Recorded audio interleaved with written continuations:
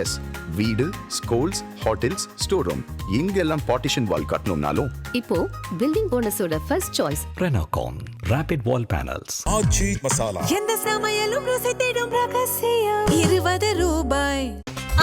No compromise. உங்க சைடுலயும் எங்க சைடுலயும். It's a GT promise. GT Holidays, South India's #1 travel brand.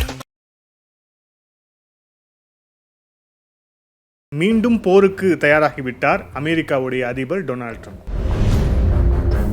உலக அளவில் இந்த போர்னால நடக்கக்கூடிய விஷயங்கள், ஏற்பட்டிருக்கக்கூடிய நெருக்கடி அப்படிங்கிறது கொஞ்சம் நஞ்சம் கிடையாது.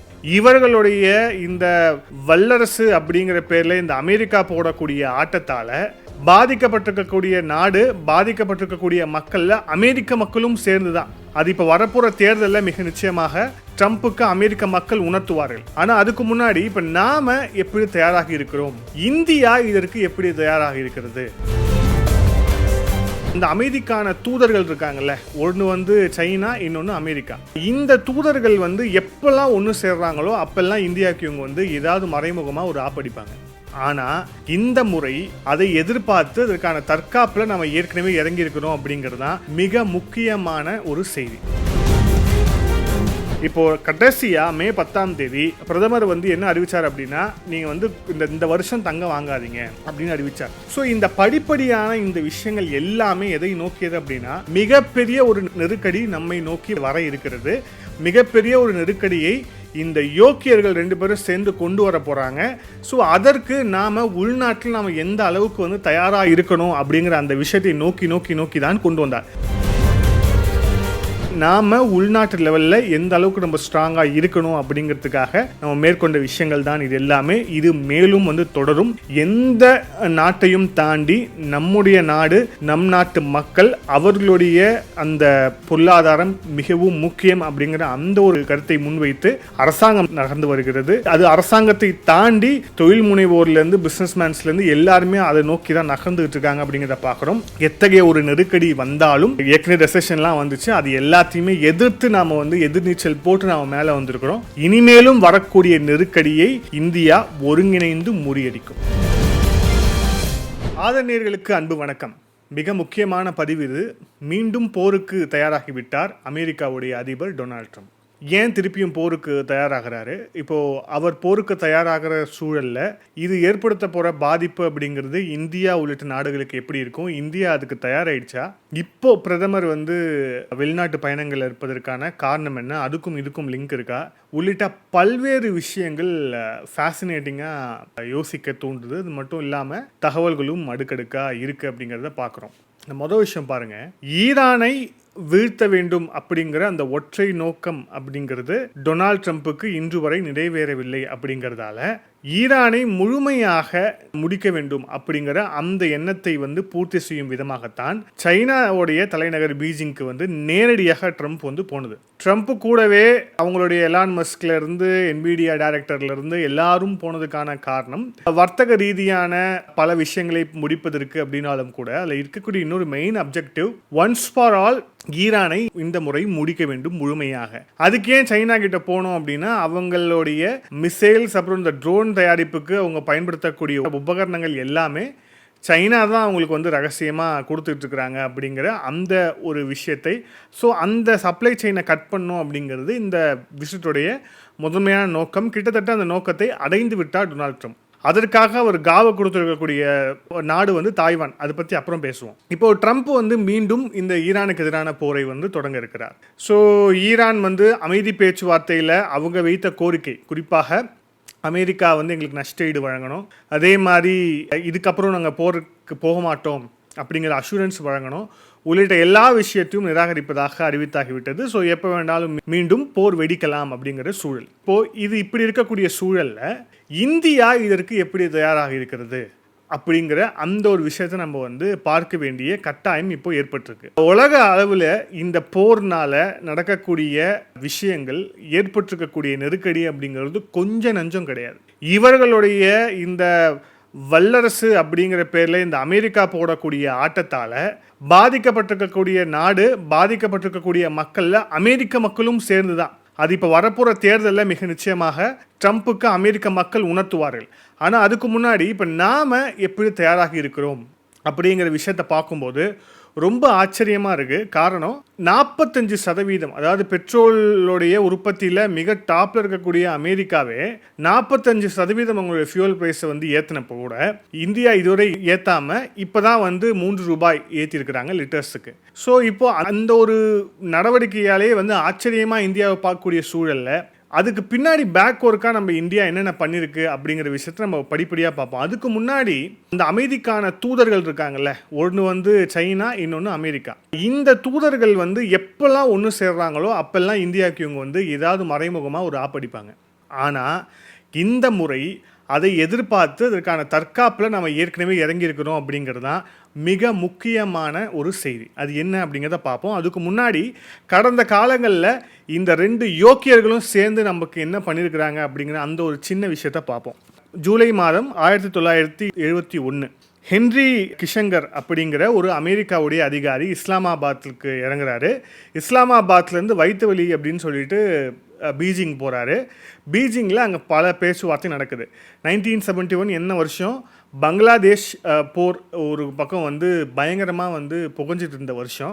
ஸோ அப்போது அந்த அதிகாரி அங்கே சீனாவில் உட்காந்துக்கிட்டு என்ன சொல்கிறார் அப்படின்னா, ஒருவேளை சைனா தற்போது இந்தியாவை தாக்கினால் அமெரிக்கா ரியாக்டே பண்ணாது, அமெரிக்கா அதை தட்டி கேட்காது அப்படின்ட்டு சொல்கிறார். ஸோ அப்போ இவங்க இது எதுக்காக அப்படின்னா, அப்போது வங்கதேசத்துடைய சுதந்திரத்தை அமெரிக்கா விரும்பவில்லை.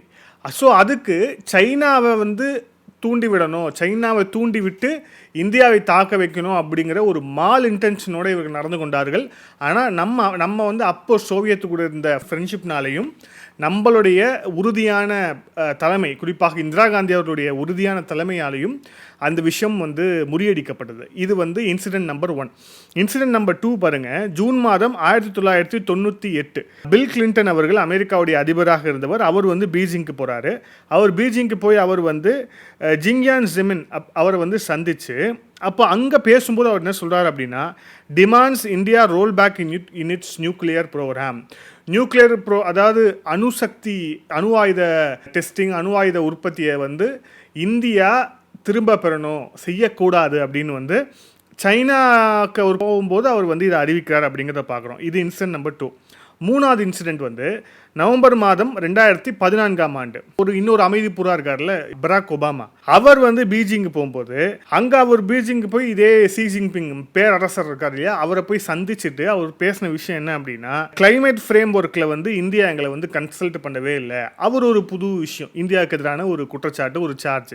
அதன் பிறகு இப்போ இருக்கக்கூடிய அதிபர் இருக்கிறார் இல்லையா, அவர் வந்து வியாபாரி டொனால்ட் ட்ரம்ப், அவர் வந்து சைனாக்கு வந்து 2020 அவரோட ஃபர்ஸ்ட் டேர்மில் வந்து அவர் போகிறார். அப்போது என்ன பண்ணுறா, சைனாவுக்கு போயிட்டு கிட்டத்தட்ட 200 பில்லியன் ட்ரேட் டீலை வந்து முடிச்சுட்டு அதுக்கப்புறம் அமெரிக்காவுக்கு திரும்பினதுக்கப்புறம் ட்ரேட் விஷயத்தில் இந்தியா வந்து ஓரங்கட்டுறார். ஸோ எங்கெல்லாம் இந்த 2 யோக்கியர்கள் வந்து சேர்ந்துருக்கிறாங்களோ அந்த யோக்கியர்கள் சேரும் போதெல்லாம் இந்த மாதிரியான கூத்து நடக்கும். அதாவது இந்தியாவுக்கு எதிரான ஒரு விஷயத்தை வந்து முன்னெடுப்பது, முன் செல்வது அப்படிங்கிற மாதிரியான கூத்துக்கள் எல்லாமே வந்து நடக்கும். இது நம்ம காலங்காலமாக பார்த்துட்டோம். ஸோ இப்போவும் இது நடக்கும் அப்படிங்கிறது எதிர்பார்த்தது தான். இது இன்னும் வருங்காலங்களில் வரப்போகுது. மிக குறிப்பாக போர் அப்படின்னு இவங்க அறிவிச்சிருக்கக்கூடிய சூழல்ல மிக நிச்சயமாக இந்தியாவுக்கு தெரியும், ட்ரம்ப் வந்து இந்த போரை வந்து நிறுத்த போவதில்லை, ட்ரம்ப் வந்து இந்த போரை வந்து நிறுத்த மாட்டாரு, இது மீண்டும் தொடங்குவார் அப்படிங்கிறது இந்தியாவுக்கு தெரிஞ்சதால இந்தியா என்னென்ன செஞ்சிருக்கு அப்படிங்கிறத பார்ப்போம். ஆகஸ்ட் 15 2025 நம்மளுடைய சுதந்திர தின விழாவில் பிரதமர் மோடி அவர்கள் பேசும்போது ஒரு விஷயத்தை சொல்றார். அதாவது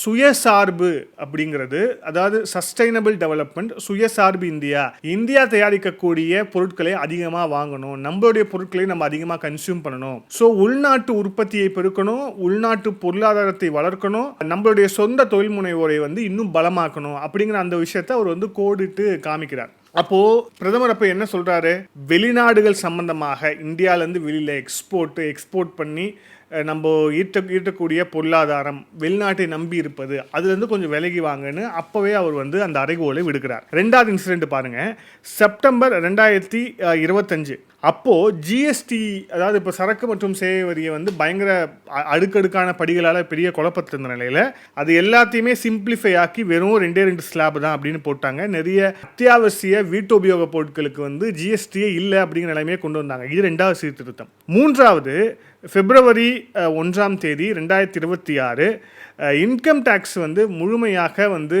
கிடையாது அப்படின்னு. யாருக்கு? 12 லட்சம் வருட ஊதியமாக பெறக்கூடியவர்கள், ஈட்டுபவர்களுக்கு இன்கம் டேக்ஸ் வந்து ₹1 கிடையாது அப்படின்னு வந்து சொன்னது மூலிமா நம்மளுடைய காமன் பீப்புள் கையிலேயே வந்து அதிகமான பணப்புழக்கம் ஏற்பட்டு ஸோ அவர்களுடைய அந்த கன்சூமிங் கெப்பாசிட்டி, வாங்கும் திறன் அப்படிங்கிறது வந்து அதிகரிச்சது. இது வந்து உள்ளூரில் இருக்கக்கூடிய மார்க்கெட்டுக்கு வந்து மிக வலிமை ஏற்றக்கூடிய ஒரு விஷயமாக இருக்கும். அடுத்தது பாருங்க, மார்ச் 10 2026 அப்போ இந்தியா என்ன பண்ணுச்சு அப்படின்னா, made in India automatic vehicles, made in India battery vehicles, இது எல்லாத்தையுமே வந்து மேட் இன் இந்தியா பொருட்களை வந்து இன்னும் ஜாஸ்தியாக உற்பத்தி பண்ணும் விதமாக சைனாவோடைய இன்வெஸ்ட்மெண்ட்டை வந்து 10% மட்டும் அலோவ் பண்ணாங்க. ஏன்னா இப்போவும் இந்த ரேர் எர்த் மினரல்ஸ் அப்படிங்கிறது வந்து அதோடைய மொனோபொலியா சைனா இருக்கிறதால 10% மட்டும் அனுமதிச்சாங்க. அந்த 10% எதுக்காக அப்படின்னா, இந்திய தொழில் முனைவோர் அவங்களுடைய உற்பத்தியை, அவங்களுடைய ப்ராடக்ட்ஸை வந்து ஜாஸ்தி பண்ணணும் அப்படிங்கிற அந்த ஒரு காரணத்துக்காக.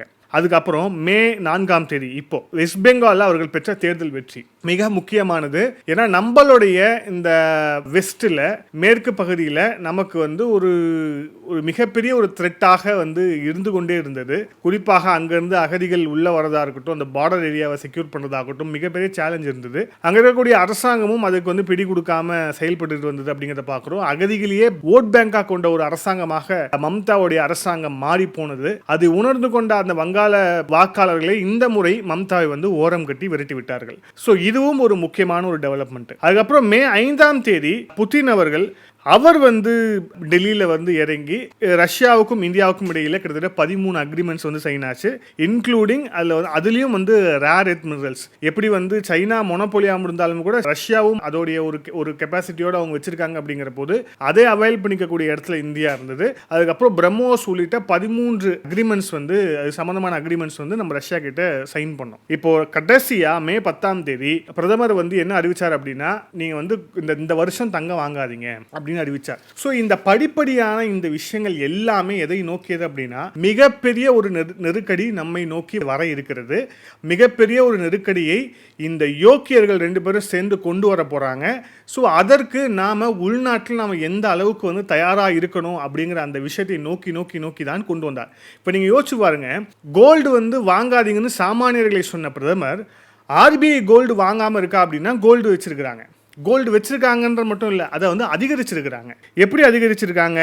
ஆர்பிஐ கிட்ட இருக்கக்கூடிய தங்கத்தோடைய ரிசர்வ் வந்து 880 டன் கோல்டு வந்து இருக்கு. 1991 மே மாதம் என்ன பண்ணோம் அப்படின்னா, ஒரு 67 டன் கோல்டை வந்து நம்ம வந்து வெளிநாடுகளுக்கு அனுப்பிச்சிட்டோம். அதாவது அதை வந்து மானிட்டைஸ் பண்ணுறதுக்கான ஒரு விஷயமா நம்ம வந்து வெளிநாடுகளுக்கு வந்து அதை அனுப்பிச்சிட்டோம். ஸோ அதை மீண்டும் தற்போது ஆர்பிஐ வந்து நம்ம வந்து கொண்டு வந்திருக்கிறோம். ஸோ நம்மளுடைய அந்த கோல்டு ஸ்டாக் பைல் அப்படிங்கிறது, நம்மளுடைய கோல்டு ரிசர்வ் அப்படிங்கிறது வந்து ஜாஸ்தி தான் இருக்கு. அதே மாதிரி நம்மளுடைய ஃபாரின் எக்ஸ்சேஞ்ச், அதாவது அந்நிய செலவாணி, அதுவும் வந்து கணிசமான அளவுக்கு வந்து கிட்டத்தட்ட 6% வந்து உயர்ந்து இருக்கு அப்படிங்கிறத பார்க்குறோம். இப்போ வந்து அதோடைய ரேஞ்ச் எங்கே இருக்கு அப்படின்னா, $700 பில்லியன் வந்து நம்மளுடைய ஃபாரின் ரிசர்வ்ஸ் அப்படிங்கிறது இருக்கு.